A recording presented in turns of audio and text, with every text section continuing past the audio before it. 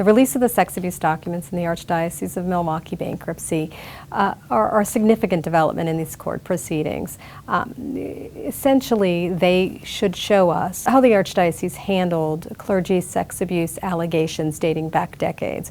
It should say essentially what the Archdiocese knew, when they knew it, what they did and what they didn't do. What we're going to see essentially are two classes of documents. We're going to see depositions, and we're going to see files of individual priests who've been found by the Archdiocese of Milwaukee to have credible or substantiated allegations of sex abuse involving a minor against them. So the depositions will include church leaders, including former Archbishops Rembert Weekland and Timothy Dolan, who handled the church's sex abuse allegations in the Milwaukee area for the last 3 decades or more. As for what's in the individual files, we can't say for sure what's in there.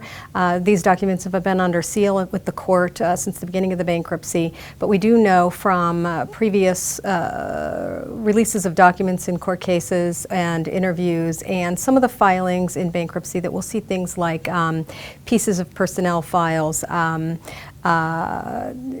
correspondence between, say, church officials and the abuser, between the bishops and the Vatican. And we'll also see, what we've been warned will be sometimes graphic depictions of the allegations themselves.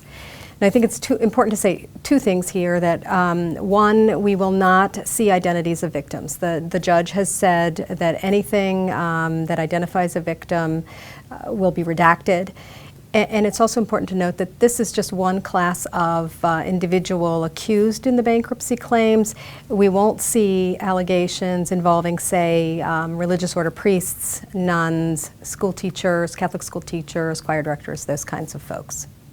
Essentially, the reason the Archdiocese is in bankruptcy, the reason other dioceses and religious orders have declared bankruptcy, is the sex abuse crisis. They did it as a result of these claims. Beginning in 2007, the Wisconsin Supreme Court said victims can bring cases forward under fraud.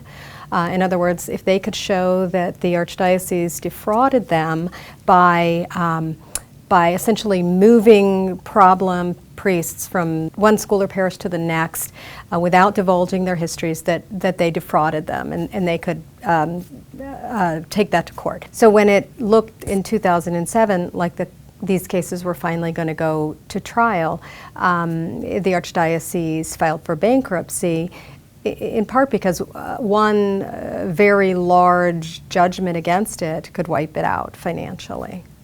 So the Archdiocese filed Chapter 11 bankruptcy, which allows it to come up with a reorganization plan that allows it to both compensate victims in some way, but then also have enough or retain enough in resources to continue to operate. This is not likely to be the last cache of documents released as part of the bankruptcy. As I said earlier, this is one group of individuals who've been accused, and victims will likely to continue to push for other records to be released about other priests, brothers, religious order priests, nuns, school teachers, choir directors, and others who've been accused of molesting children in the Archdiocese of Milwaukee.